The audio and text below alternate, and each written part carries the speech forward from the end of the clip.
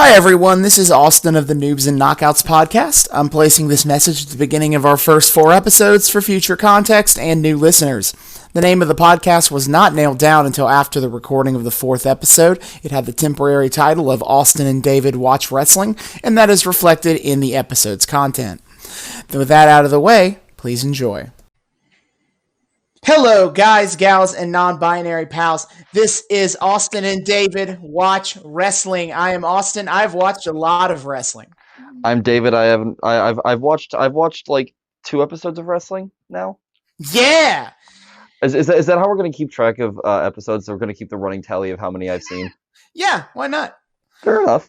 Yeah. And so, here on episode 3, I'm super excited about this because even way before we even talked about doing a podcast about wrestling, I've talked to David about what we're going to watch today a bunch because it's basically my favorite wrestling thing ever. In the 8 years I've been watching wrestling, this is probably my favorite thing, and I'm so excited to share it.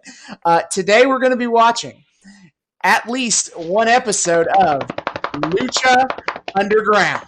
Woo! Oh, you'll love to see it. Gonna be good. Our the people who are just listening can't see, but I am wearing an appropriately themed shirt for today. I made sure to. A Lucha shirt. I don't even think I have one of those. I need one because one of my favorite wrestlers. If we watch a second episode, we'll get to meet him. One of my favorite wrestlers in the world is on that episode, and I need a shirt of his. But I'm lazy and don't buy shirts, and also cheap. Fair enough. But yeah, Lucha Underground, our first foray into non-WWE wrestling. Mm-hmm. And it's kind of it's there's a lot different to it. I guess let's start with what Lucha Underground is. Just going to read off of the Wikipedia page here. In January 2014, it was announced that producer Mark Burnett of 1-3 Media would be partnering with filmmaker Robert Rodriguez's El Rey Network to launch a weekly hour-long television show in the United States in the second half of the year. So, yeah, this show was just first and foremost, the show was at I was very much like a cult following show, and the number one reason it never really got bigger than it was is because it aired on the El Rey Network.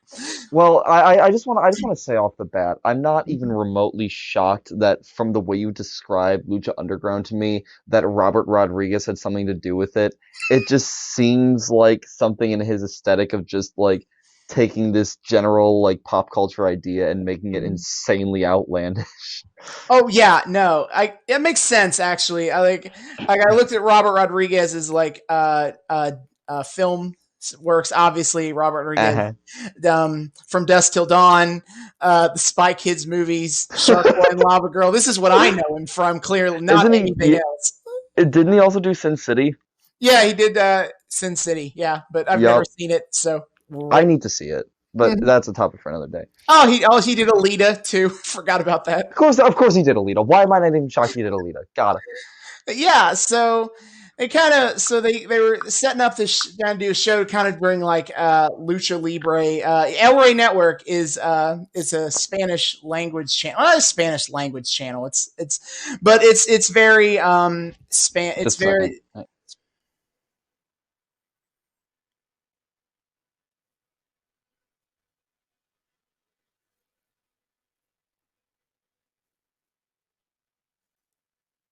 Sorry about that. Keep going. No, it's fine. El Rey Network is it has a very Spanish demographic. Literally, in the name, it's El Rey. It's owned in a joint venture with Univision. So, like, that's what their target demographic is. And actually, most of their content is like grindhouse.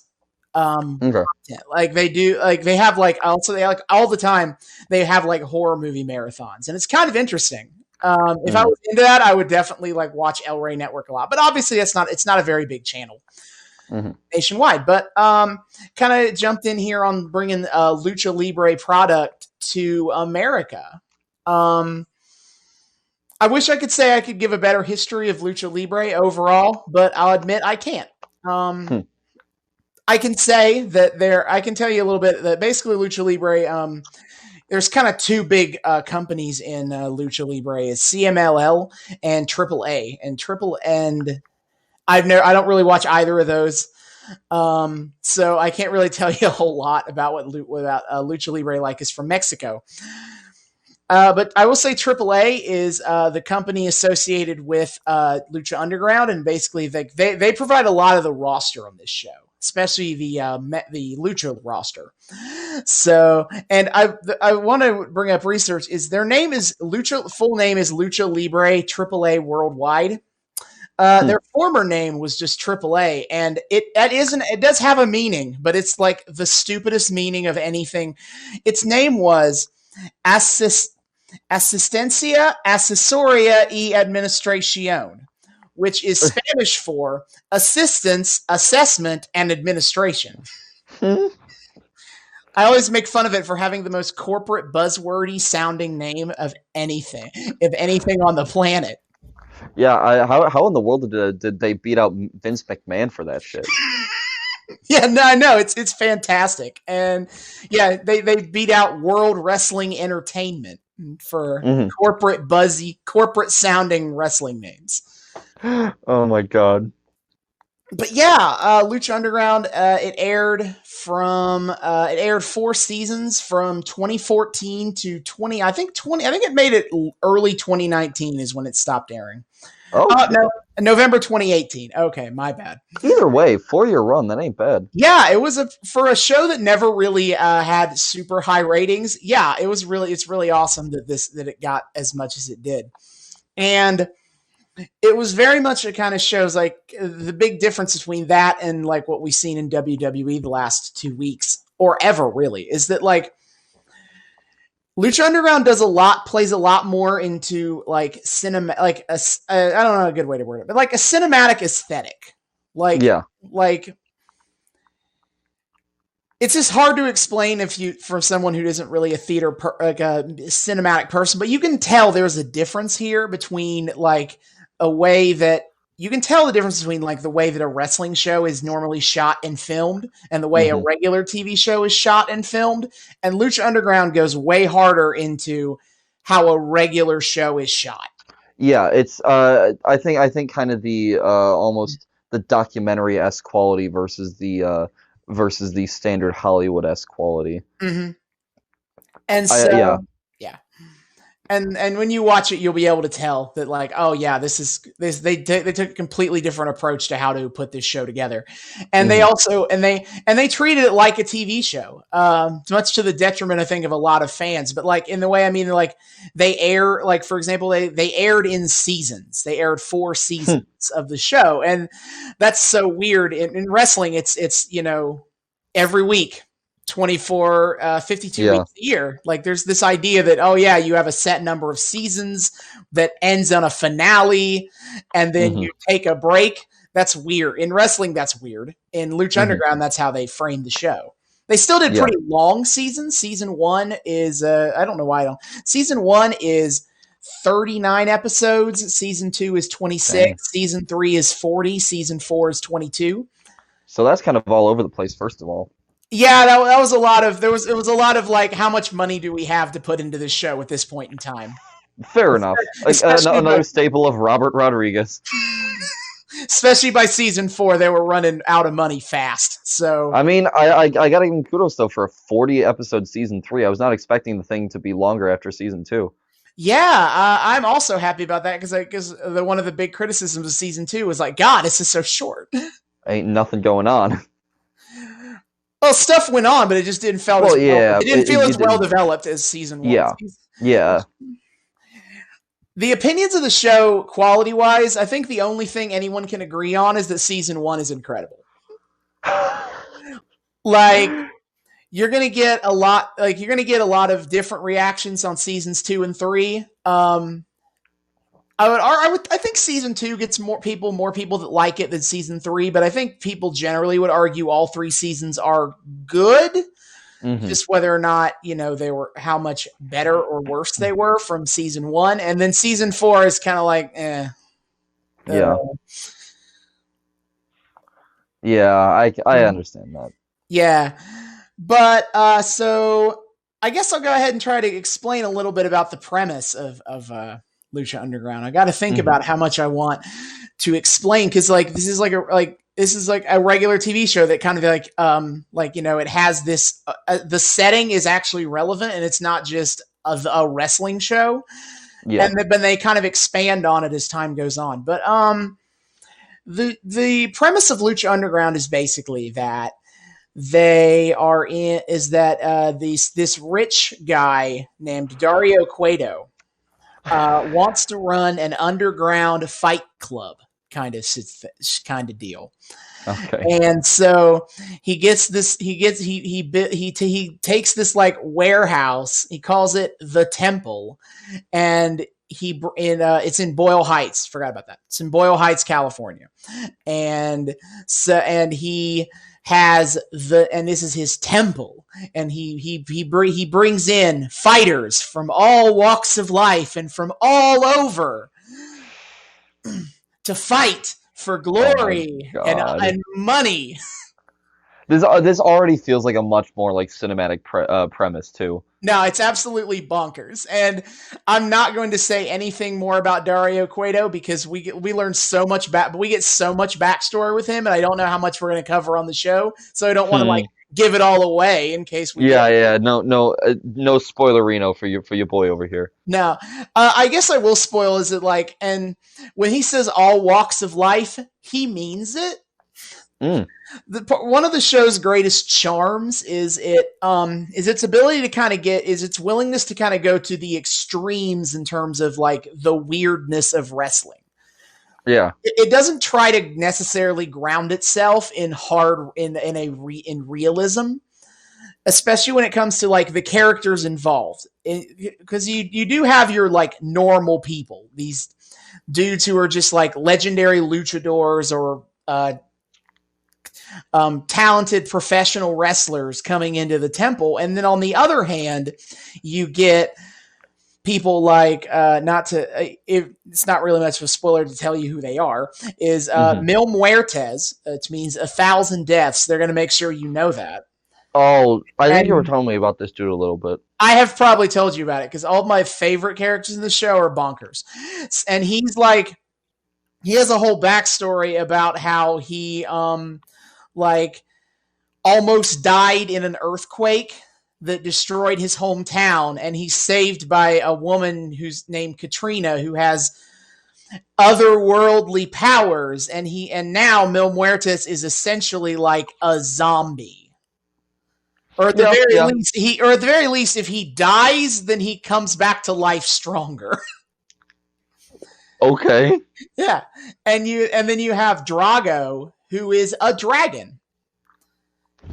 Fair enough. As in they have give him a whole vignette about how he was how in ancient times dragons were these mighty creatures, but they were all hunted down and to adapt, and they had to learn to adapt to survive.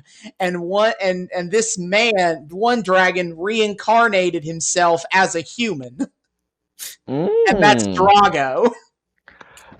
Makes perfect sense to me. No, and this is so yeah, like you get like perfectly normal people and also interacting with these absolutely insane, ridiculous, and wild characters. Hmm. And that's a lot of the fun of the show. I think is getting to watch them interact with each other. Oh, that's what has me excited about it. Mhm.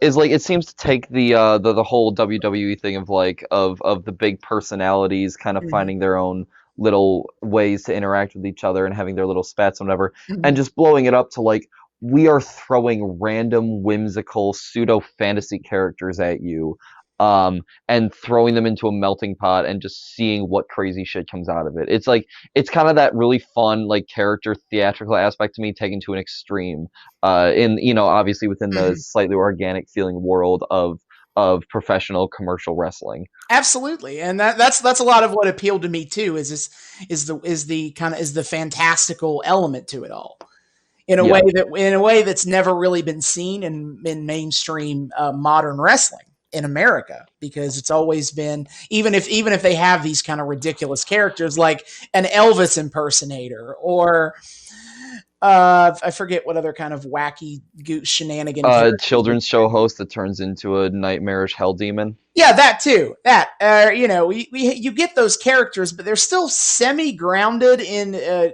Your mileage may vary on how much grounded in reality, Well, yeah. but it's still kind of the framing of the show is still this idea that this is a legitimate fight organization, Hmm. and these are like real people trying to fight in the succeed in a fight organization. Yeah, no, Where the vibes I've gotten kind of from the sort of characters from the Mhm. past two things we've watched is that you have something to like, yeah, these people are playing characters and stuff, but it's kept kind of like short enough and kind of within the bounds of what we can understand as reality. Like even characters like Kane, who's meant to be like a literal devil, like we don't get much on that. It's just kind of it's just kind of like, the normal backstage drama. It just happens to be like this guy wears a mask that makes him look like a devil. Whereas from Mhm. how you described Lucha Libre to me, it seems a little more like it's gonna play up the kind of playing outside of the bounds, as it were. Yeah, it does, and those kind of characters they kind of lend themselves into the show is in these kind of they kind of take the you always talk about is that wrestling at its heart. A lot of people would say it's kind of a morality play and Hmm. its most basic, and so they kind of take and Lucha Underground by having these kind of insane characters kind of takes that up even further of a notch where you're not just fighting a bad guy, a guy who is ostensibly a bad Hmm. person. You're fighting an undead zombie guy, and your Yeah. good guy isn't isn't just a conventionally morally good person. He's like he's a quasi superhero out in there. It kind of takes it almost as like kind of the self-insert kind of like um Shakespeare play of WWE and turns it into like a self-insert video game that you like Mhm. can't control. Yeah, a little bit. And so I'm probably not going to like, and I'm not going to say any more about the general stake. I mean, we do have stakes in this series, in this show, Yeah. to not just in terms of wrestling championships. And I'm not going to say any more, but I'm not going to go too deeper into it. Hmm. I guess the last thing I don't want to talk about. I just want to go ahead and get into it. I don't want to talk too much more about it Hmm. because it's and this that will because this is the kind of show where it sets in its own continuity that Hmm. starts and ends with the show. And that's something Yeah. unique to anything you can do in any wrestling show to have this because in wrestling there's because the show's always moving on and it's always continuing for decades in Hmm. that you can't ever start from the beginning. No, in Lucha Underground you can start at the beginning of the story. Yeah. And Yeah. so there's not really any deep backstory and lore to go into to Yeah. No. inform the viewers because like we're at the beginning. Yeah, I mean this is one where there's not a whole lot of kind of like setup from what you described. Mhm. It's just kind of like episode one, let's go. Yeah, it clearly it leans a little bit into the backstory, into the histories of some of the wrestlers, in the sense that like the normal wrestlers, like their past exists and they might bring Yeah. it up every once in a while, but it's not super relevant to the stories they're telling right now. Hmm. It's just it's a way to have an informed character backstory. This guy wrestled in the past and now he's wrestling here, but it's not like you need to understand what this journey this wrestler has gone through in Yeah. other wrestling companies. They don't matter. All that matters It's is the kind of Lucha like Underground story. it's kind of like those little like vignettes at the end of like if you're playing through like campaign mode of like Mhm. Mortal Kombat or Injustice, like at the end, whatever character you beat campaign mode with will have like a little 2 minute like clip about how this affects their own like story timeline. But Mhm. uh but ultimately it's just kind of really good filler for here's why, let's give a bunch of arbitrary reasons why I'm fighting all these randos. Yeah, pretty much. And I guess I'm gonna end on kind of like the two big issues that kind of separate Lucha Underground beyond like a stylistic choice, but almost like a content differences Hmm. to separate that from what you'd see from a modern WWE or anything else. Is as number one is that the violence of the show is a lot higher than I don't know. I don't think it necessarily comes into play in these episodes specifically, but in terms but the show is very much like it's a show where you know that they're doing this on a channel that specializes in grindhouse, Hmm. and it's not always going to be a bloody gore fest. But Yeah. but they do go there in a way that you not really see in modern wrestling anymore for a number of reasons, really. Yeah. Which will, if we ever have a chance to talk about why, I will. But it's not relevant to the Hmm. story beyond to really say that you're never going to see as much blood spilled. When Lucha Underground goes hardcore, there's more blood is spilled than anything you ever see in WWE. I will say that's definitely a conversation I want to have one day because that sounds fascinating. Absolutely, it's a great conversation to have. And then the other thing is kind of is the prevalence of intergender wrestling on Lucha Mm. Underground, and in Lucha Underground, there is no women's championship or women's division. There are women's wrestlers, and they wrestle the men on a pretty regular basis. If for no other reason, it's because there's not a whole lot of women on this show. Yes. Based Lucha Underground. And that's a hot that's kind of a hot topic in pro wrestling, larger pro wrestling. Lucha Underground, nobody really like the show wasn't big enough to garner that big of a conversation about it. But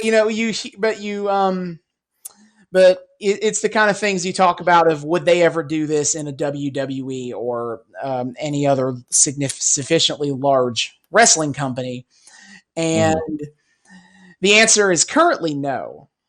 Is WWE has zero interest in it, and it's kind of assumed it's completely a sponsors thing. The only time they have had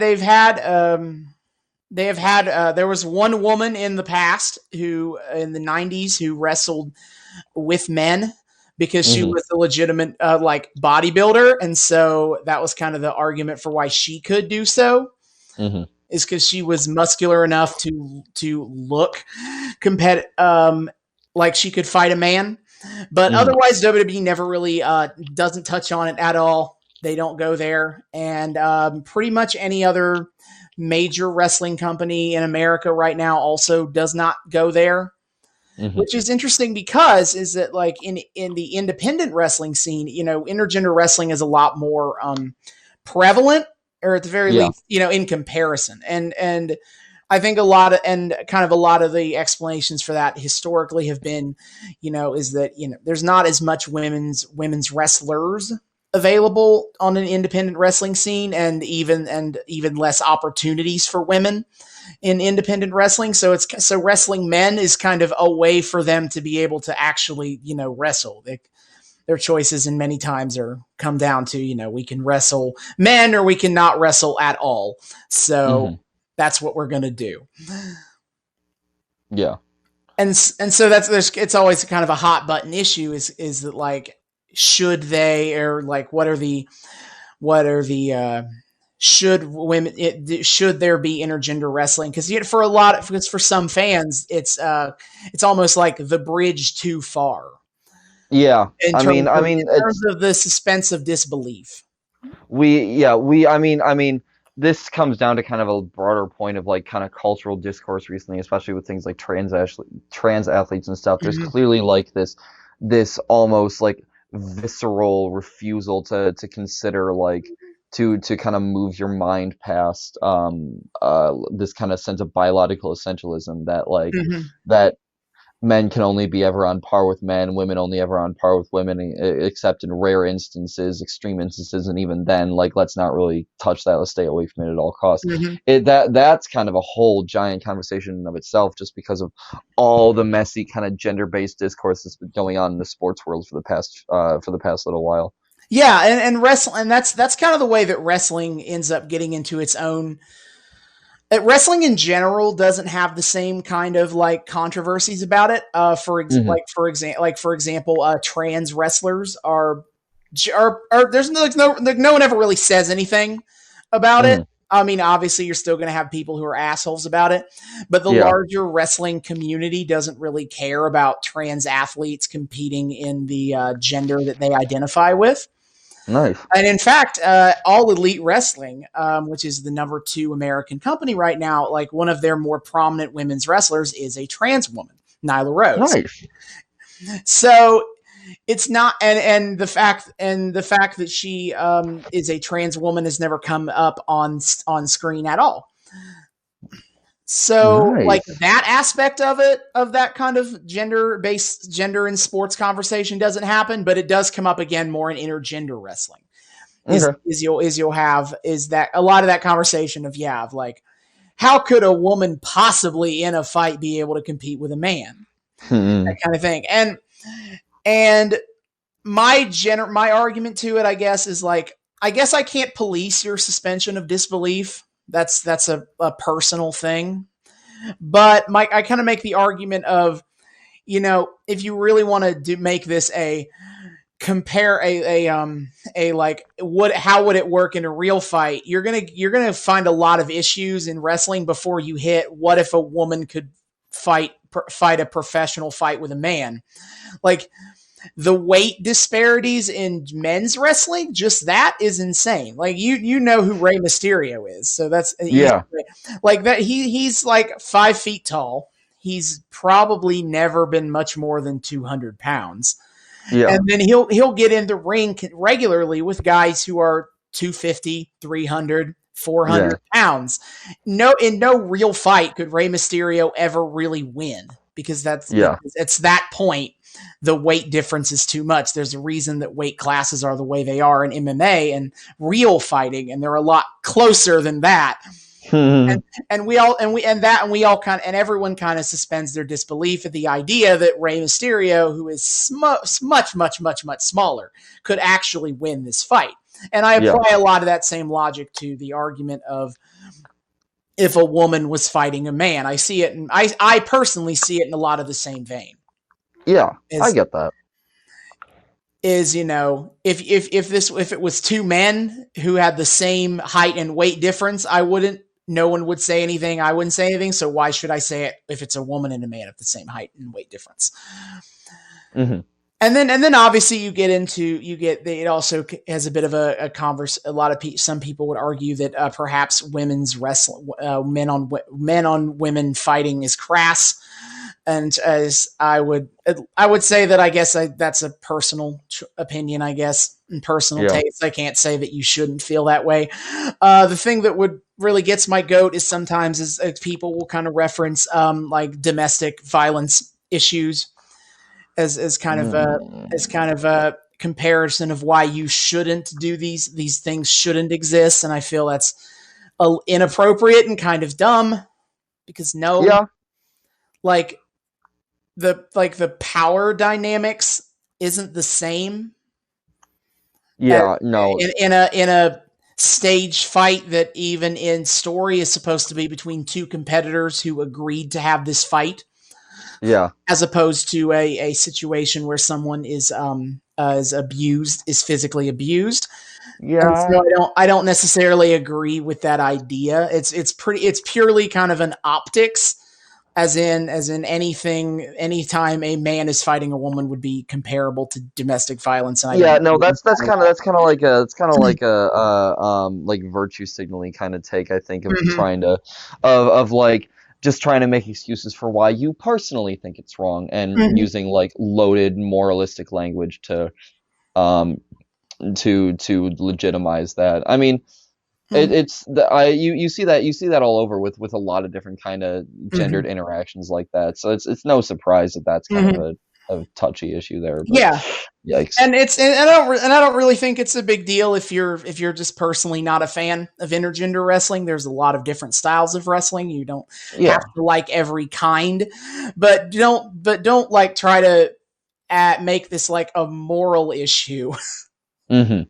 that you're Yeah, that no. it's an immoral decision to find intergender wrestling entertaining. Like, no, that's Yeah. It looks vaguely like domestic violence. That must mean it's bad, mhm. right? You could always shoot back. Do you say that? Do you say that like intragender wrestling looks like assault and battery? Because Yeah, no, it's seriously. the same argument. Yeah. Yeah, it's dumb. Hmm. The one kind of before we kind of like wrap up the Hmm. first half of this, the one thing I've kind of been thinking about when it comes to Lucha Underground as we've been preparing for this, gearing up for this episode, is what really fascinates me is this kind of like cultural drift of commercial wrestling. Because you told me kind of, last time we did this about some of the uh some of the origins of this style of wrestling, starting back in kind of like the Carney era where it was Hmm. very much like a stage theatrical thing and there's not a whole lot of like yeah, and we're not admitting to the fact that it's all fake even though people already kind of know stuff like Hmm. that.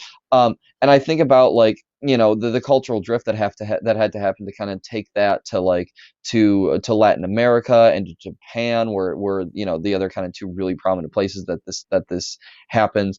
Hmm. um Especially like for something like Lucha Underground in relation to like luchador culture. Hmm. I don't know, maybe you do, how much of like you know the OG kind of like luchador thing was legit or not. Like was that actual like prize fighting or was that stage two kind of like in the same vein as America? I wish I did know a little more about the history of lucha libre to really know um, what what the culture is like there. I do know a little bit in the sense that like I don't know how much they cop to the fact that it's fake, but like in terms of keeping kayfabe is sort of kind of alive and well in lucha libre in the sense that like the idea of being seen of a luchador wrestler being seen in public without his mask on is kind of considered culturally a no go. Yes, yeah, you have mentioned that before. Mm-hmm. The mask specifically. Yeah, in lucha libre culture, like the mask is kind of treated as an I not a I guess it would be weird to call it a sacred thing, but because they basically treat it like it's your face, it's Yeah. who you are, and to be without it would be like if you could just like take your face off, and Yeah. that's like no, like Yeah. this is who you are Hmm. is who you project and out of this mask and like I'm sure I've mentioned it before but like some luchadors if they're kind of old school enough like we don't actually know what their like real names are Oh shit. like because we don't know like who they are like and that's such a weird concept that doesn't really exist in any other corner of the wrestling globe Yeah. is that kind of that strict of adherence to this that you're when you're in public the luchador is who you are. Yeah. So kind of in that vein, what really fascinates me is how this kind of fake professional commercial wrestling Mm-hmm. found its way to multiple cultures. Um, and what really cracks me up too is I feel like if people think about and at least people here in America Mm-hmm. think about think about like the luchadors, the prize mask fighters, people like Mm-hmm. that. I feel like, and maybe this is just my own perception and thus my own bias. I feel like people then perceive that as maybe a little more legit just because of how it tends to get depicted in media. Like it's never really seen as it's never really played as like this is just like WWE where it's all kind of fake. No, like if there's a movie about like the luchador prize fighters, it's all like legit and these are all people who are really fighting for this big whatever. Mm-hmm. Which makes it really really really fascinating to me that Lucha Underground is kind of the fakest of them all when it comes to that. Like this is just something, and it's really random, and there's not. I guess there's not a whole lot of discourse to like have about it. It's just kind of like I've Mm-hmm. just been thinking about. Like it's so fascinating to me that this is the one that kind of went the most Hollywood, like not WWE. This is the one that leans into the fact that it's all just crazy scripted bullshit. Um, when the kind of the luchador fighters in a way maybe because of how well they keep kayfabe over there versus how they do in Mhm. America, seem to have an air of legitimacy about them that WWE doesn't. Yeah, and it's funny you mentioned that kind of the end there is this air of legitimacy is because if you talk to a lot of old school older wrestlers, kind of the old school way of thought, they will 100% argue with you that like the fact that they kept kayfabe 24/7 added made them seem more legit.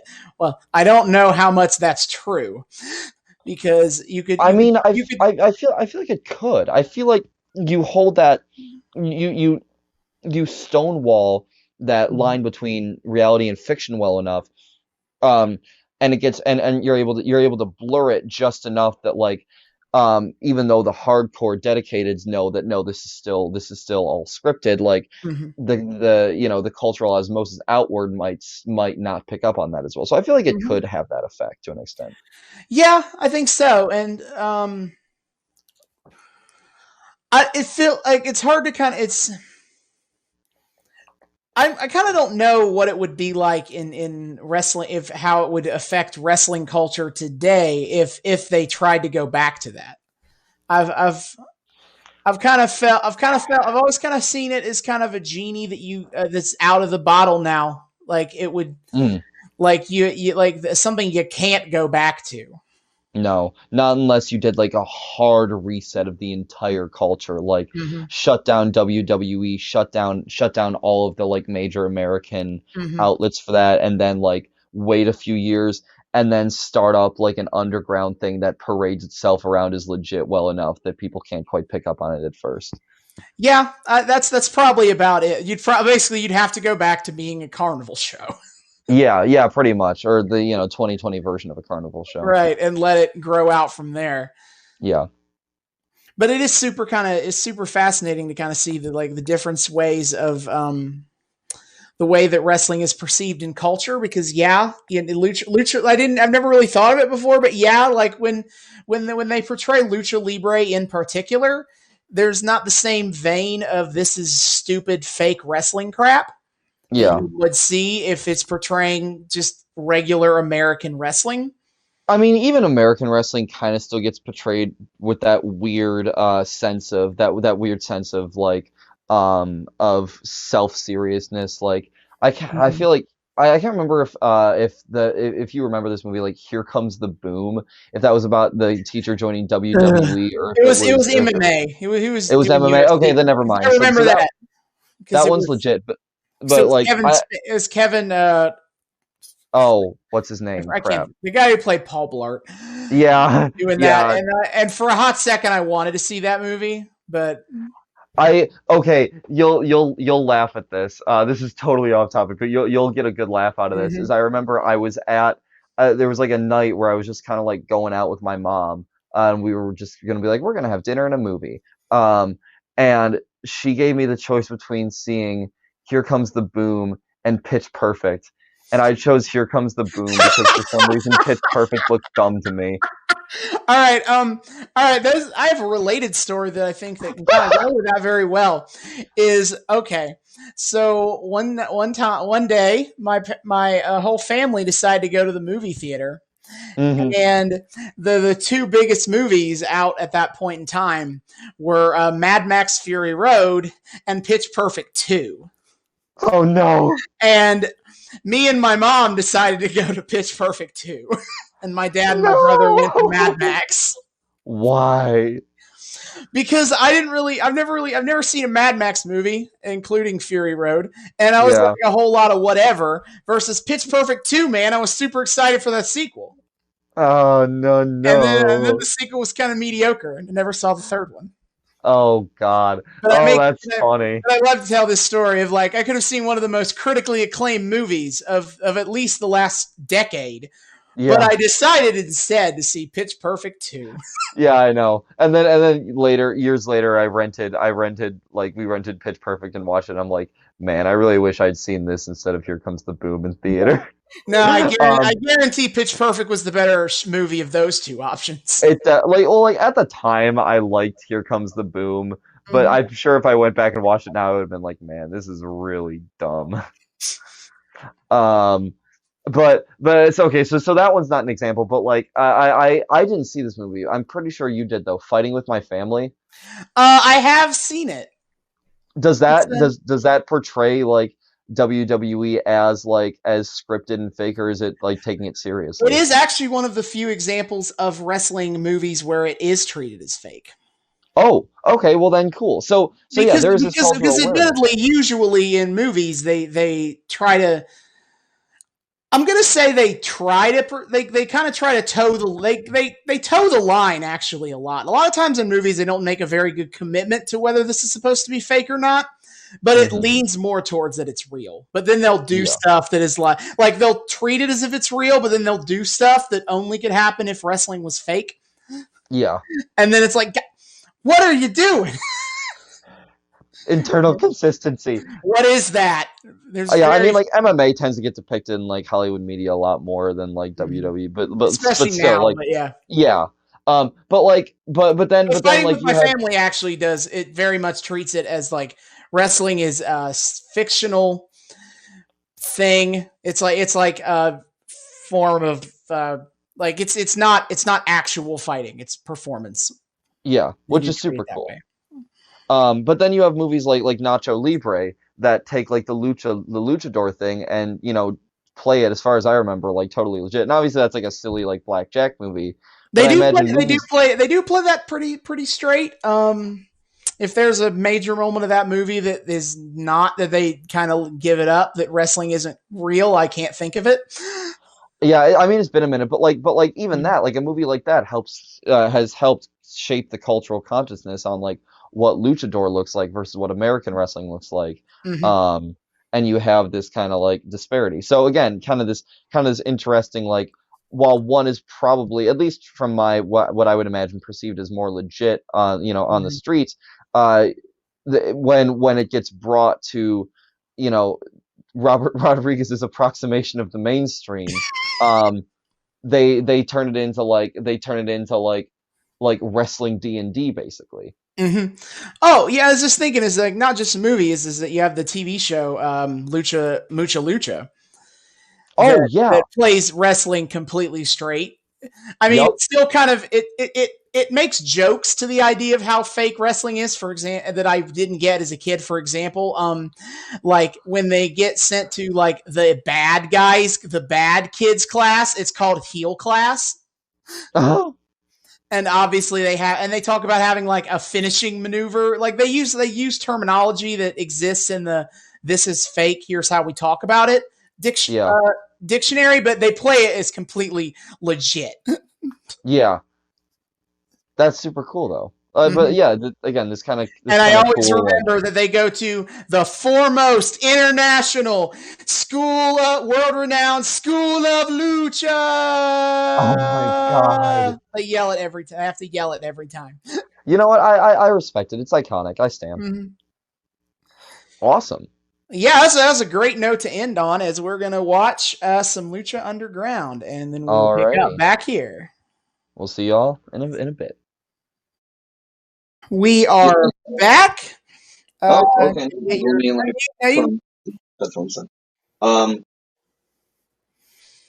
we are back from watching the pilot for Lucha Underground. Can you just a second? Bluetooth headset. Can you hear me all right as is? Yeah, yeah, you're good. Why is it being weird?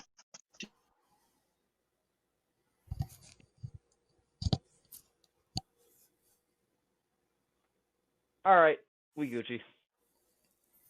All right.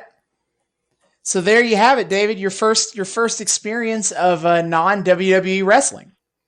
Yes, and oh man, what a trip. We flew. Well, I guess. Oh well, the WWE shot all over. This is shot primarily in California, right? Boyle. It is filmed in Boyle Heights, which is a suburb of Los Okay, Angeles, I yeah, believe, or like area of yeah. LA. So we all the way to the West Coast to watch this thing. Mm-hmm. Yeah. Um, we took a vacation over the West Coast, Yeah, we did. and We, we that we found uh we found a fight club. yeah yeah I mean, off the bat, this was such a different feel. Like from second one, it felt like a narrative. Um, it's this interesting thing of like, ah, it's so hard to put my finger on, and this is kind of I think going to be my big struggle for this segment is it's so hard for me to put my finger on where the difference lies. Even as I kind of started to articulate it with Austin while we were watching this, Mhm. there's some je ne sais quoi that's so similar but so different. In that, like with watching WWE, there's like yeah, there's obviously a running narrative throughout, and we kind of talked about that and how everything's tied together and how like there's the backstage segments and the onstage segments and stuff like that. But the something about the way it feels, I like kind of like I think the best way I put it was it's like reality TV versus like a Marvel show sort of Mhm. thing. um or some sort of like action drama series, right? Mhm. Where one of these is one of these is rough around the edges, and it's very it's not cinematic in any measure. It's, you know, a lot of handheld cam footage on the ground with the real people doing things in real time. Mhm. um and for as much as, you know, reality TV is obviously scripted, and there are a lot of these like moments of of bombacity, as it were. Mhm. um with Lucha Underground, um, it's played so much more to the audience as opposed to like each other. Mhm. Um, the narrative doesn't come from the narrative doesn't isn't driven by like real feeling people that that are being shit to each other for entertainment. This is driven by characters who are turning to the camera and kind of winking and treating this as though this is a story in and of itself, all of it. Um, and it just creates this really interesting, just slight major. It's this slight difference that feels ever so major. Mhm. Um, as Dario begins and ends the episode with this grand welcome to Lucha Underground. It's almost like this. It's almost like, you know, when he did in the beginning the welcome to Lucha Underground. That was played to like the audience and stuff. That was very obviously like, you know, within this they're establishing the Fight Club, as it Mhm. were. And it's kind of the way of telling the audience, telling the at home audience, while, you know, playing to the cinema audience of this is the world we're in and why. And then at the end when he says it, that is directly to us. That is a Mhm. challenge. That is welcome. You just had a whole bunch of expectations set up and had them all thrown out that window Mhm. in the last 5 minutes of this thing.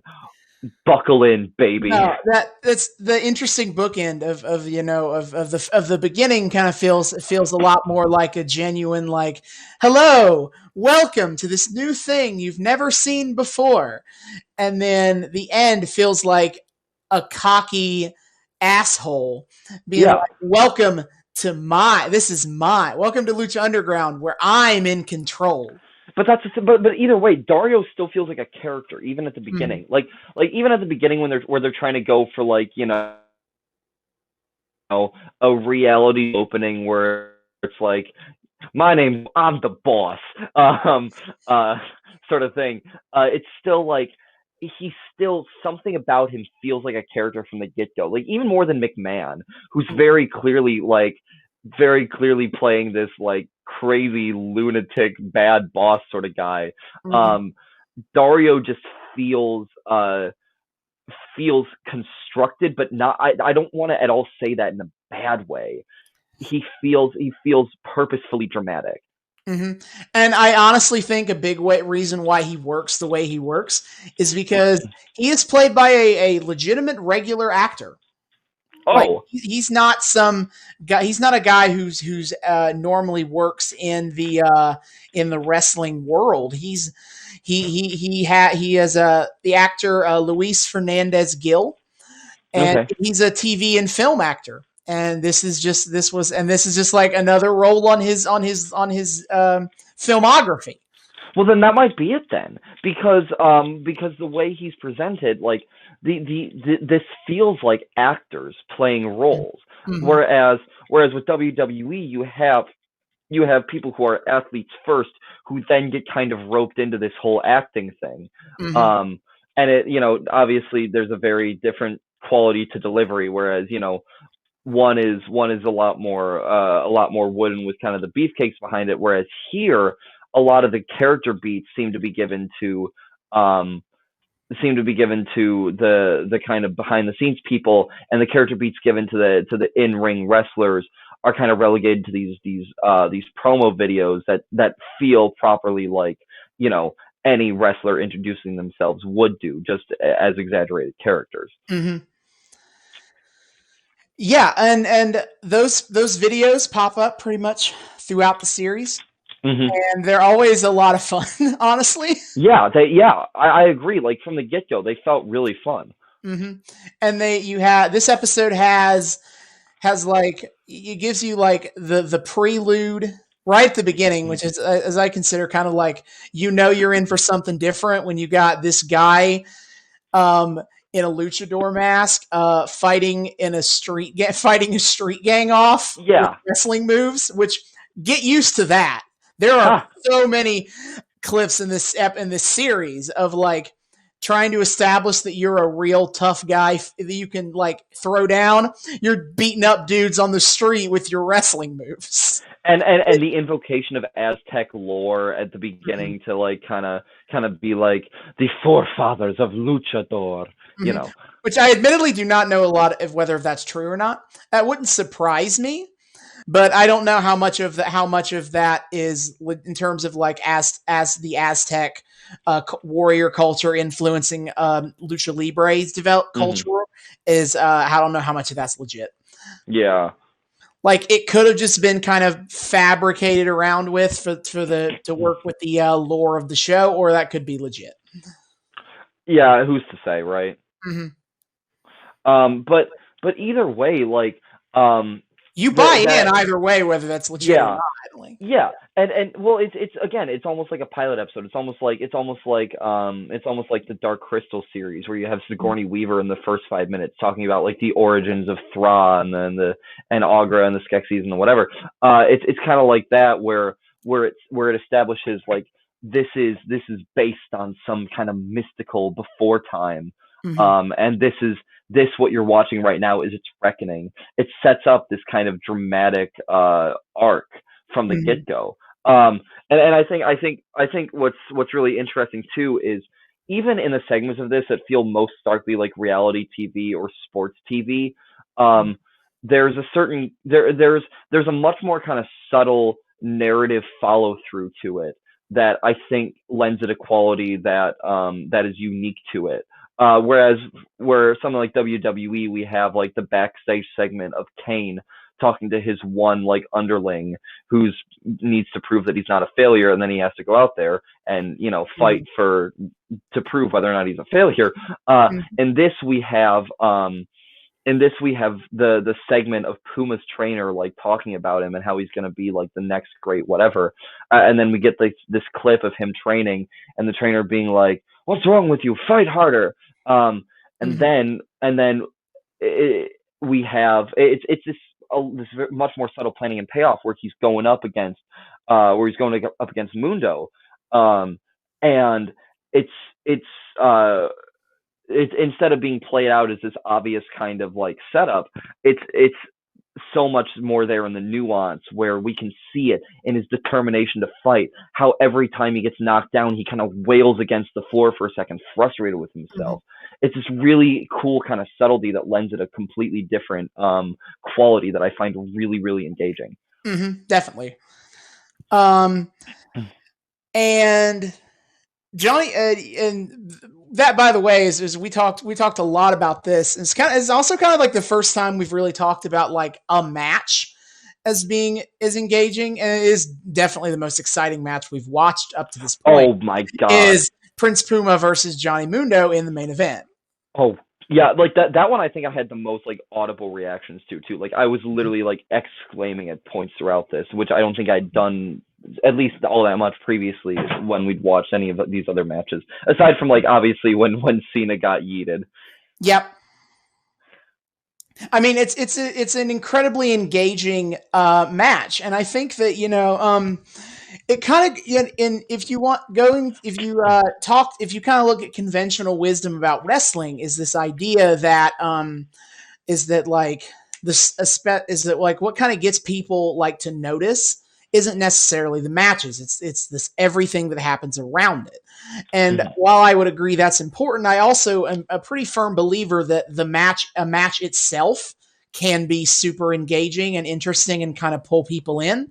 And I think that Prince Puma and Johnny Mundo is an incredibly good example of that. Oh yeah. Well, because what you were talking about is like this is it's this interesting kind of duality, because on one hand, the way they kind of stage these fights, there's a certain like flow to it that makes it a little more apparent that it's choreographed. That's very Lucha Libre. That's like, if you want to know the biggest criticism people have of the people who don't like Lucha Libre, their biggest criticism of it is the choreography. Yeah, I mean, everyone's posing, everyone's like making these like grand fluid motions. But that being said, in a way, it allows them to show off their athleticism in a way that WWE doesn't, because WWE most of the time is so brute force. Where we get to see these guys are obviously like strong and agile and whatever, but in this, these are dancers. These are people who execute like feats of like minimal like miniature feats of acrobatics like they're nothing. Like they're like it's as easy as taking a step out the door. Like it's so fascinating to watch, and it displays their athleticism and their ability in a way that the kind of rough and tumble WWE doesn't, which again makes it really cool to watch, which is what made that Mundo Puma fight really cool to watch. And I think that kind of fluid athleticism is, I mean, the hyper athletic kind of wrestling is my absolute favorite style of wrestling to watch among the various types that exist. The high flying style, as they call it, and I think a lot of that is a big reason why is for some people they kind of like that kind of rough and tumble style more, because to them it feels more like a real fight. To me, I'm always super enthralled by the athleticism, the dance, as you put it. Like when you see two guys who are so athletically gifted going at it, that pulls me a lot. And so that's why that kind of style is one of my favorites. And part of why I love Lucha Underground so much is because it's a Lucha Libre show, and an Americanized Lucha Libre. They lean into it completely. They don't shy away from how insanely athletic and capable these wrestlers are. It definitely feels like a distinct stylistic choice, and one that I think pays off incredibly well. The other kind of aspect to it that I was talking about a lot when we were watching that was like it also lends itself to a certain rhythm, which is interesting to think about, because you think like, oh, the more rough WWE, where it's more about like the really hard impact. You'd think there that they'd be focused on the like distinctly rhythmic boom, boom, boom to make it all work. But there's a certain freneticism to that I don't know. So something I don't want to say like it doesn't work for me, but it doesn't capture me in the same way this kind of fluidity does. It's more arrhythmic, and it makes it feel more frenetic. Whereas there is a distinct rhythm. There is a boom, boom, boom. There's a musicality to it as Mundo sweeps his leg around, or someone like leaps themselves up off their back in one fluid motion. Every hit feels every hit, whether that's a hit between wrestlers or feet hitting the ground or back hitting the ropes, anything like that, it feels in time, even if there's obviously not like a metronome going. It Right. it kind of hits with this more natural feeling that that I think makes it not even easier to follow, but a little easier to process and a little bit easier to kind of really feel the flow of the fight. Mm-hmm. Yeah. Very. Yeah. And I always get a kick out of this kind of stuff. Is that you're only going to see is the something I always get a kick out of is kind of like is like when you see these kind of super athletic and interesting countering sequences as there was throughout the match is because because that to me kind of sends this idea, this kind of message of like these are two like highly skilled, highly trained wrestlers who like know their shit inside and out. So they know that this is coming. They can see that this guy's going to do this and I'm going to do this to counter this. It's almost like it's like a chess match between two guys kicking each other as they're trying to like, I really like, and Lucha really Libre and high flying and Lucha Libre in particular lends itself really well to that kind of back and forth. Another version that is like something that's like a highly technical style that's very submission based and kind of work and kind of trying to hit particular points in the body and stuff, which we've not really seen any. I'll probably show you at some point that kind of wrestling, but that's another style that kind of lends itself really to this idea of like, this guy does this, I counter with this, but he counters with this, and on and on and on. Mm-hmm. Yeah, which I think is super cool too, and I really want to see that now. Mm-hmm. Yeah, instead of and that was kind of the story of about it too. Go ahead. That's kind of the story of the main event match was of Puma and Mundo. It was kind of set up as like the best of both worlds, honestly. Of Prince Puma is kind of portrayed as kind of a more pure Lucha Libre kind of wrestler in the sense because they give him this big grandiose backstory of he is almost like the embodiment of the Jaguar tribe, and he has this great lineage. Even though he's this kid off the street in Boyle Heights, he has this long lineage and history in his family of this kind of warfare as the show might call it.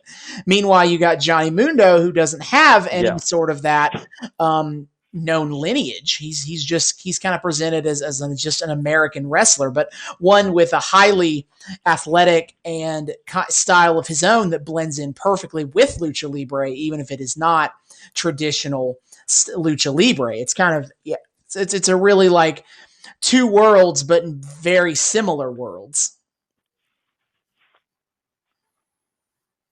Yeah, it does a good job of creating that juxtaposition. Without I think without really demonizing one or the other, or saying one or the other way is wrong. It just creates this very interesting dynamic. It feels in that it feels less like a morality play and more of just kind of what we were talking about in the first segment, a clash of characters. And I think, and I just kind of had a realization too, and I think this kind of ties into that the idea that neither are portrayed as necessarily bad, especially at the end when we have Johnny Mundo going and helping Prince Puma get up, the sign of respect and sportsmanship. Yeah, showing him this respect that I have not seen thus far portrayed in WWE to a wholesome extent. Like it was so wholesome that I even said to Austin at one point, man, he better not pull a John Cena twist on me because this is really nice. That is kind of a common twist sometimes is to do that kind of thing. But yeah, no, they play it pretty straight, and that only works when you're not trying to make it a morality play, and that. Yep. And WWE has had matches before that aren't strict morality plays, but that is kind of the go-to. That is kind of the common go-to. Well, and Lucha Underground too. Like the other two matches have a lot more of a more blatant spin on like Yeah. this is the good guy, this is the bad guy. But I do appreciate that in the main event they don't try to push so hard that like one is bad and one is good. Well, because I think, and again, this is kind of the big realization I had is the kind of what I was thinking about, this sense of rhythm, this sense of flow, how it Mhm. feels a lot less chaotic compared to something like WWE. And then I thought about how this episode ended, and I thought about all of a sudden when Munda went to grab the briefcase of cash, and the boss pulled it away. It all of a sudden started to have that frantic, chaotic feel to me that I've felt in all like the WWE stuff we've watched so Mhm. far. And then that like trio came in and started stomping, and then it really started to have that energy. And I'm just kind of realizing, oh, what we were talking about with this kind of being a pilot episode that sets up like the world and sets up the expectation, the Mhm. norm that is going to be broken by kind of like the series inciting incident. It's Mhm. this sense of order. It's this sense of we're doing things the way they've been done. This is our own iteration of it. Welcome to our fight club. We're Mhm. happy to have you here. Let's do some gosh darn wrestling. But Mhm. then we bring in the plot twist, and all of a sudden everybody's getting stomped, and it feels chaotic, and it feels disorderly, and Mhm. it feels stressful to me again. Um, and that sense of flow, that sense of order, completely out the window. So it's this very subtle but very palpable aesthetic, Mhm. rhythmic, physical change in all of Mhm. a sudden how everything's moving that gives us the feeling of, oh no, this is different. And that's what really punctuates that final welcome to Lucha Like, Underground. haha, That's here's now a threat. like, yeah, like this isn't just some like cutesy little fight club where you're gonna fight for money or for fame and glory or whatever. This is a dangerous place where you're not, and we'll get a Mm-hmm. lot more sense of that, especially when the more supernatural characters start to show up. Is you're not safe Yep. in the temple. Yeah, and I think that goes a long way to setting this up as like a narrative. This isn't a string of vignettes like in American wrestling. This is a story. This is the boss's name. Why am I Dario blanking on the Cueto. boss? Dario. This is Dario's story, Mhm. and this is the story of all the people he subjects to his insane bullshit. Mhm. Um, and it's this really cool thing, and it kind of goes back into the what you really wanted me to bring up when we talked about this is as I was kind of saying to Austin, David being David about analyzing wrestling, but I couldn't Mhm. help but link it to a theatrical a theatrical story, and I couldn't help but watching this episode think about the musical Cabaret, wherein you have kind of two separate worlds. You have the real world, where the Nazis are invading, where everything's going to shit. Mhm. And then you have the stage world that comments on what's going on in the real world. Mhm. And when we go between the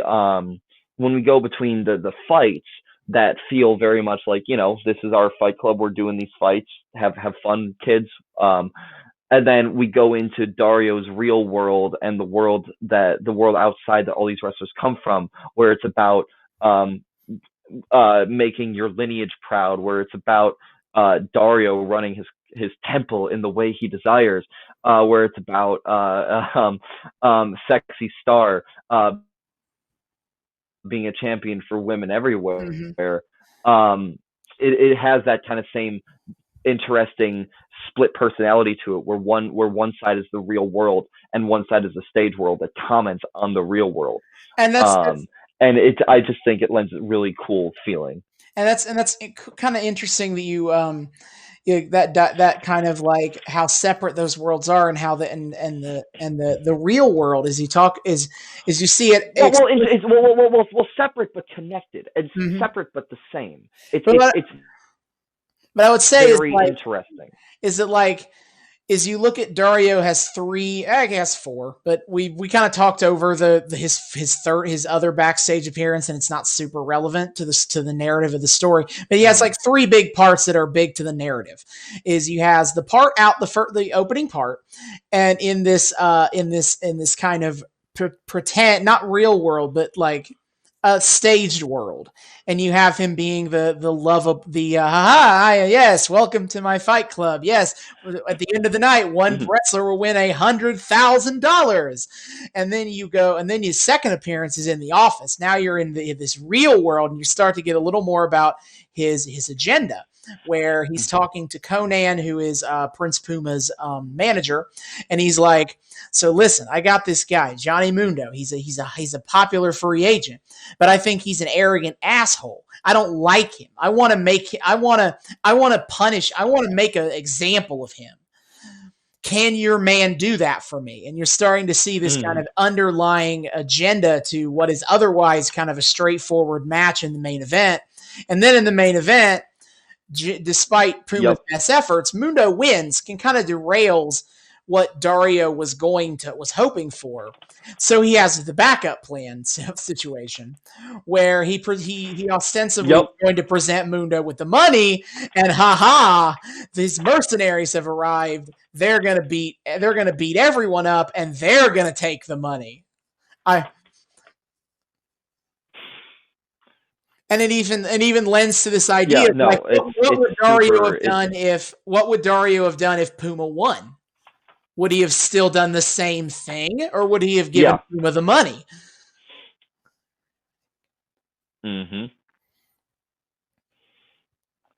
Yeah, and I think it kind of transcends like the cabaret, the cabaret duality of like aesthetically it feels similar, but like the thing with cabaret is it's like it stays separate until the very end. When the MC is performing, either depending on the version, like on stage for Nazis or like in the concentration camp for Nazis. Whereas here, one episode in, and that line has all of a sudden gotten blurred. And we'll see how the real world and the stage world start to mix. And it's like I said, it's gonna feel, I think, fundamentally different from WWE, where it's like the backstage is directly affecting the onstage in kind of this corporate drama way, whereas here this is it's grander. This is almost like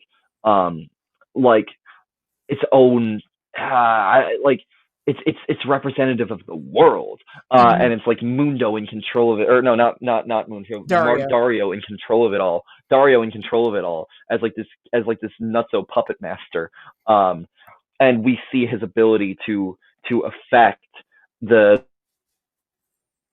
people below him, instead of kind of where WWE, where everyone's kind of on this like equal footing and everything. It's like the world at the behest of this puppet master, which is really, really interesting and cool. And he's going to be like that the rest of the show. And I love Dario for it. And something that will be more explicit really in future times, but I want to talk about it now because it's kind of one of my favorite aspects of him, is that like I'm burnt out on the concept of the evil boss character in wrestling, because since Vince McMahon in 1998, this kind of became a regular figure on TV as the evil corporate, person in charge of the company who has his own agenda and screw the people that the wrestlers that the people like. Everyone has kind of done a version of that, and I'm just kind of tired of it. And Dario feels different, and he's the only evil authority figure character I've liked in wrestling in a long time. And I think part of why it works for me is he is blatantly evil in the sense that he manipulates events. All of the people he wants in charge are portrayed as the morally bad people, as opposed to the wrestlers that the fans want to have in success. But he doesn't have this he doesn't have the same he doesn't have the same disdain for the fans of of Lucha Underground as you would see in a more traditional take on an evil corporate figure. He has a positive relationship with the fans in the sense that he really likes violence, and so do the fans. So he has this genuine connection with the fans on a positive level of that he absolutely loves the blood and the gore and the physical violence, and the fans eat that up too. But what makes him bad is that he still has other agendas that go against what the fans would want. Yeah. Well, because I think what's so trite about the McMahon-esque character is that it's very, especially in again talking about WWE as a morality play, it's very much this kind of like people who sit in offices bad, people who are tough and gritty, fighting for the common man good, because that's how WWE appeals to its demographic. And they've been telling that story for 22 years.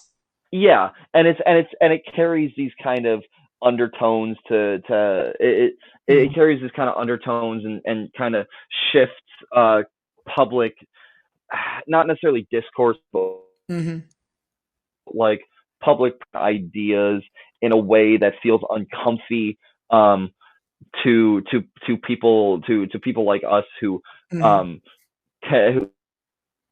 who understand the implications of a whole swath of the population being told that anybody who with like a degree who sits in an office and tells other people what to do is bad. But with Dario, it's different because he, like you said, which was something I didn't pick up on, so I really appreciate that you mentioned this. Yeah, he has this connection with the fans that he that's not portrayed as like he blatantly sucks or he's a moron or he just like hates it. He doesn't outwardly show contempt for like his own constituency. It's this it's again kind of the puppet master. He sucks everybody into his world. So it's not office man bad. This is a supervillain with the ability to implicitly control your mind. Like an evil showman, a malicious carny versus like a versus bureaucracy doesn't know the common man, blah blah. You get what I'm going for. Yeah, malicious carny is actually a really good term for Dario. Yeah, I don't want to say carny necessarily because like he presents so sleekly that it feels I don't want like classier than carny, but that's that general kind of like darkly charismatic vibe. And we're going to get a lot of development from Dario going forward that just not only fleshes him out, but also adds a lot of nuances and takes to his character. And I'm super excited to get to talk about it. Yeah, and that's the other thing. He feels like he has the ability to get three-dimensional, whereas Vince McMahon is just rich, clueless asshole. Asshole CEO who doesn't know or doesn't care what the regular people want or care about. Yeah, it's two-dimensional, whereas Dario feels like a character. I guess I feel like we should talk about like the other two matches. I know we're so focused. I mean, it is narratively the biggest part of the episode. About a third of the episode is just the main event and the circumstances around it. Let alone like if you include all the stuff in the earlier parts that build up to it, that's like half the episode is that. So it's totally fair to talk that much about it. But there is other stuff going on. There are two other so we had our two previous matches, which the first one was this very kind of traditionalist cut to the chase sort of match. Which was the point. It was this Blue Demon Yeah. Jr. and Chavo Guerrero Jr. Yeah. And he's kind of they kind of frame it as kind of like the comfortable like lucha libre, like as you'd probably think of it in aesthetic and presentation. It almost kind of works really. It's the only there is more to this match than you'll see later in other episodes, or I guess you probably won't because I think we're going to skip through the storyline of this, but there is a lot more plot to it. But for the purposes of this episode, it kind of exists to be like, welcome to Lucha Libre as you know of it right now, so we can build up to in the main event. Here's what Lucha Libre is like today. Yeah. It isn't. Yeah. We've evolved almost through to this, and there's a reason why they started with the old guy, these legends, these more traditional Lucha Libre guys, and finished with Puma and Mundo. Yeah. And I mean, I kind of feel bad because, like, for as respected and storied as these guys are, I'm sure in their careers, they kind of have the least to talk about. Again, it's just these two very established, very sleek, very talented wrestlers going at it, and it just feels legit all the way through. Again, they just presented professionally and sleekly and performed well. Whereas, yeah, like we talked, again, it's kind of like the tamer version of what we talked about with Puma versus Mundo it's obviously it leans in a little bit more to feeling choreographed, but this feels like, it almost feels like an exhibition match, right? It doesn't feel like these aren't characters fighting each other. These are two well-established figures who are going at it for the crowd. It's like an exhibition match to start everything off. And I think honestly, it's an ingenious way to lead us into this. Establishing the norms. Yeah, the only narrative really thread to it is after the fact. Is we kind of talked over this, but it's truthfully not super important overall. Is you had Chavo in the locker room area, kind of brooding because he lost, and Dario comes in and is like, dude, you're Chavo Guerrero, get your shit together. And then he threatens him that 1,000 deaths is coming for us all, hinting at you kind of spoiled it in the first part, but hinting at the impending arrival of Mil Muertes. Yes. But other than that, it's not really a major narrative part of anything. Yeah, but again, ingenious, because it starts off with this kind of exhibition match that feels very sleek, very professional, very just very well rounded, and then it drops just a little bit of some crazy shits coming down the line. This is not the norm. Like this might be. If you don't know anything else, say the line "1,000 deaths is coming for us all" is if nothing else, extremely ominous. It's prophetic. Yeah.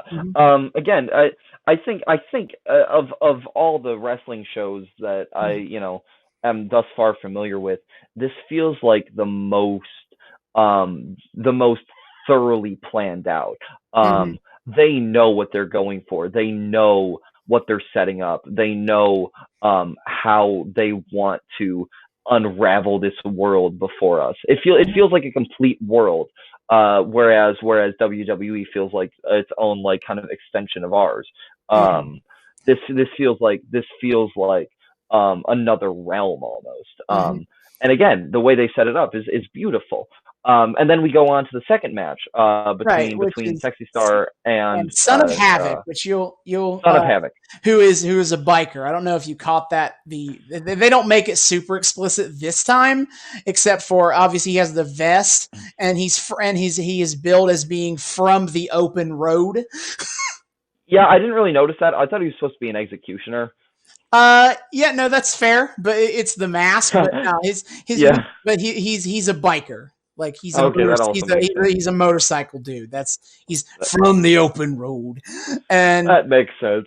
and if you want to talk about explicit morality plays, this is it in this episode. This is where you get which again, I don't think devalues any of what we've been talking about with Lucha Underground. It's almost like a B plot in a way, yeah, go for it. Is you get this really good well put together video package about like who Sexy Star is, that kind of paints her like her kind of her story of suffering abuse in past relationships, and even contemplating suicide, and finding a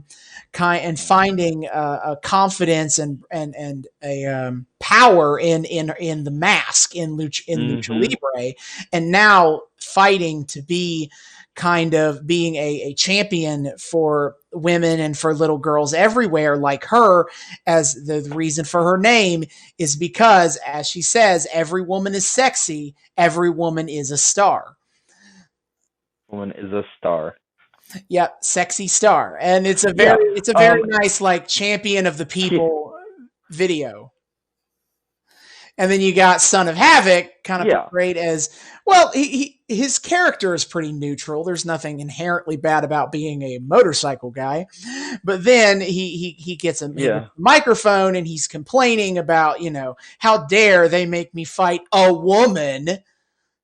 I am a serious fighter who is above this shit.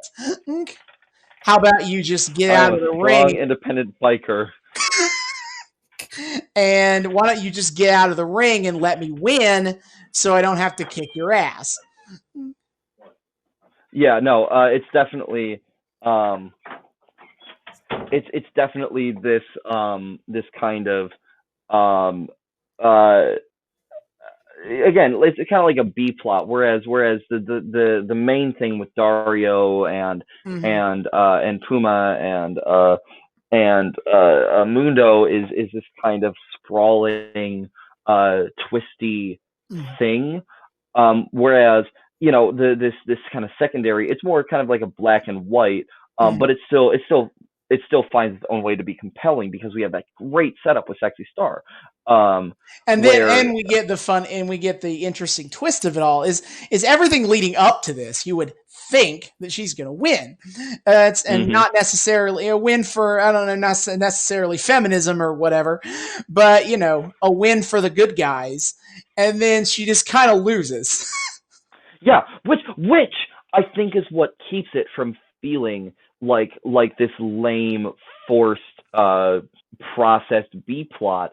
It gives it something to pay off because she loses, and it just kind of peters out from there. But at least to be continued. Yeah. Later. Yeah. So what's going to have to happen for her to win? Because it clearly wasn't enough for her to be a symbol of girls everywhere. For her to get this. For her to beat Son of Havoc. She's going to need more than that. What's she going to need? It kind of sets up this inherent question to leave us for later. So even then, even when we're doing the WWE morality play, it doesn't play out the way you'd like think. It doesn't let it stick. And I think that's the key to Lucha Underground, is for as much as this is very much like a Hollywood fictionalized show in its fullest sense when it comes to wrestling, it doesn't stoop to simplicity, at least not now. Like you said, I'm sure as later seasons where the quality is more hotly debated, it might go there. But starting off, this is an incredibly strong start for a show like this. It's a fantastic pilot. And yeah, and I'll honestly say is that a lot of people talk about episode 9, which is spoilers. That's next time we watch Lucha Underground will be episode 9, and the reason I chose that is because it is kind of the episode where everyone kind of collectively agrees that this is when Lucha Underground starts figuring it out. That the first 8 episodes have a lot of good to them, but it's still like it's not there yet. It's not hit its peak, and episode 9 is when they'll start getting to its peak. And so, yes. And so And I've watched episodes 2 through 8 back now, and I can say, yeah, they're still pretty interesting and pretty good. And I'll talk more about it next time as part of the preamble to episode 9. But it's kind of interesting in that this first episode, and you talked about it, is this this is the show that feels the most planned, more than WWE does a lot of the times. Is that episode 1, it sets up a lot of plots, and you go and then episode 7, a lot of those plots end up resolving. It has a very firm, like, this is how long this story is going to play out. And then episode 8 is the start of almost like the next arc, if you will. Yeah. Of stories that then kind of continue into episode 9. So, and I thought that was really kind of fun to actually get to see in a wrestling show, that kind of like really well paced and planned arc. Yeah. Well, plus, but I think, and correct me if I'm wrong, kind of the sense I'm getting is that while we have these plot threads that kind of are the introduction to the world, introduction to the story for episodes 1 through 7, what makes this pilot really, really brilliant is not the plot setup, but the overall theming setup, the overall aesthetic setup that will carry through past that first arc. Yep. That is going to be what truly the meat on these bones are. And again, it just kind of it honestly, sincerely impresses me how well written this feels from the get-go. Whereas, yeah, it's not like WWE where despite everything being more chaotic and, you know, the acting being stilted and stuff, there's a sense of reality to it, because you can, you know, picture these people as figureheads in a way, symbols of some greater idea. This is a story. This is a story that is going to be told to us through passion, through bloodshed, through grit. And we have just been strapped in for the roller coaster in a really, really smart way. And I genuinely do think this is a kind of a byproduct of the fact that this is being done by TV people. This is like not to degrade wrestling as it is in a WWE or pretty much anywhere that isn't Lucha Underground, but that wrestling is in pretty much everywhere else in America, at least, is done like the way you do wrestling. The way WWE does things is very much typical for how wrestling TV looks. And Lucha Underground, kind of intentionally, because it's being done by people like it's done by like Mark Burnett and Robert Rodriguez as part of it, and I forget some of the producers, but like it's done by people who are part of television and treated this show as, yes, it's filmed wrestling, but this is a show. This is a drama of a more traditional television nature. Yeah. It's not a never-ending soap opera. Yeah, I definitely as agree. regular wrestling might be. Yep. And so it feels very. And it's just brilliant. I just think it's brilliant. No, Lucha Underground is absolutely incredible, and I'm very excited. I can see why it's a favorite of yours. Yeah, I can see why it's a favorite of yours. I'm really a fan of this. I'm really interested in seeing where this goes. Oh man, I had one kind of like final observation that completely escaped my mind. I'll think of it like 2 hours later and text you and be like, Austin. But overall, I think I just think this is exceptional. And I'm really looking forward to seeing where it goes from here. And as I've said, is that there's a lot more to add here, especially because you can't tell, I think, from just watching the pilot, but a big issue from this first couple of episodes they taped is that there were some visa issues at the border, at the Mexico border. And some of the wrestlers they were hoping to get onto these first couple of episodes could not make it. And these wrestlers from AAA, and they would end up being major figure pads going forward in the show. So it's not like we're talking minor characters here. And they'll even reference this drama in the show. They write in this whole scene where Conan talks about there were some issues at the border, but I got these guys in here to fight. Yeah. And so like some of the best like characters in the show we haven't even met yet. And as I told David when we were watching the match, as incredible as Prince Puma is, and he is incredible, I'm not going to downplay that. He isn't the most athletically gifted freak in Lucha Underground. You haven't met him yet. I remember. Sorry, go ahead. Puma's up there. He is in the top 2 or 3, but he's not number 1. Okay, so I just remembered, and yes, I am very excited for that. I just remembered the observation I want to make, is that I think kind of the final piece to why this feels different, so fundamentally different from WWE, is that WWE feels like its own little pocket of our world, whereas Lucha Underground feels like its own pocket of like the luchador world, where on the outside, where like with WWE, it's like this is this weird kind of anomaly dimension of our normal world where people act like this and resolve all their spats through fighting in front of hundreds of thousands of people. Whereas each other. Whereas Lucha Underground, I think the final thing that lends to its kind of like narrative strength and aesthetic is it feels like a small microcosm of a grander tradition, and that helps it feel like a storybook almost. It helps it feel like a what's the word I'm looking for? Like a single a moment in a greater mystical plot, basically. And I think that is what really drives. And again, they lean into it with all the talk of the Aztec stuff and stuff. But I think that's what really drives home that final point of the fundamental difference.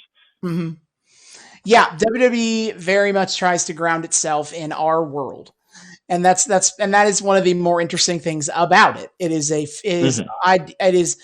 undoubtedly a fictional universe, but it's one that we can be a part of as part of the audience, as the audience, and we are real people, a part of a fictional universe's show.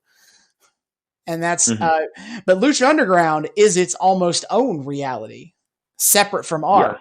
And that's kind of I've always joked that Lucha Underground is Earth 3. Because I love my comic book multiverse stuff. But yeah, fair enough. Especially when you consider like these guys have pre-established pasts, but as part of their wrestling past, but then like once they're in the story, then their paths go careen completely different to what happens in our world. And so in that way, I'm like, oh yeah, this is like Earth 3, where on this Earth, more supernatural stuff exists, and this asshole makes a fight club in Boyle Heights, and that's where it diverges. Yeah. So yeah. But yeah. Overall, just awesome storytelling is what's really at the heart of this. Season 1 of Lucha Underground, it holds a special place in everyone's heart who has ever seen it. So very excited to share more. I don't know if we'll do an episodic structure to Lucha Underground. Like, part of me wants to, because the whole show's so good. And I feel like, especially for a show so narrative like Lucha Underground, it's really nice to be able to like follow that journey yourself, as opposed to kind of me having to sum up a lot. I'm only doing this particular skit because of because of its kind of known of like, this is where it gets good. If I didn't do that, I would have just been like, all right, on to episode 2. Like But at the same time, it is a lot of content. Yeah. Like there's 39 episodes in season 1 alone. Yeah. So we're young. I don't We'll get through all of it eventually. Yeah, 30 years from now, this podcast is still going strong. We'll be watching. We'll do a whole like series retrospective on Lucha Underground. Yeah. Yeah, brilliant. Alrighty. All right, for next time. What to do? I think you said we're going back to the 80s next time, right? I'm prepared to go back to the 80s. The only reason, as I've made mention to a few times, is I have been I've been watching through all the major shows up to between the show we watched last time and the show we're going to watch next time we do the 80s. I watched all the major shows in between, so I'm more informed about the storylines. I guess I don't really think I needed to do that now that I've seen most of it. Yeah. It was very, very not interesting. I'm not gonna say not interesting, I guess, but not important. Not as exciting. Not as helpful. Not as like narratively like informative as I was hoping for. All the important stuff I did already know, and it didn't really add anything for me to keep watching as is, to keep watching it through. But the only reason we wouldn't do that is the idea of like we've covered the 80s in WWE, the golden age of WWE, as it's kind of called, or the rock and wrestling era, depending on what you want to call it. There's a few names. We've covered WWE as it is now, but we have not touched the late 90s in WWE, the very transformative time, as I've made mention to a few times, or as it's called, the Attitude Era. So it's like, should we do something from then? And kind of cover our bases of WWE, of the major WWE hallmark periods. That might not be a bad idea. It could be really fun to start off our series with just carpet bombing the whole wide spread of everything available, and then once you've introduced me to all these base things, we can take each rabbit hole and dig so deep. We can keep going down the rabbit hole, yeah. But I'll have to. I think we have to. Yep, I think we're going to do that, and then I'll think up what we would watch for that, because there's a lot of options. I'm ready. Whatever it is, I'm ready. I'm here for it, baby. Let's go. Yep, I'm pretty excited too. Well, thank you all for listening. Listening along with us. I hope you had as much fun as we did. I feel like at the end of these we should start like shouting out our socials or something. You see, nothing interesting's on my socials though, or else I would. Well, not yet, but followers are followers. Oh, that's true. I'll prepare that for next time. I don't have that list prepared. Do you mind if I shout out my socials? No, absolutely, go for it. Alrighty. You can at the very least find me as Professor Studs, and that's going to be Studs with 2 Ds on pretty much everything. By pretty much everything, I mean YouTube, Twitter, and TikTok. Follow me on those. Generally, see if you can find Austin as an offshoot of that. Follow both of us. Give us some clout. Thank you all for listening. And thank you, and we will see you all next time.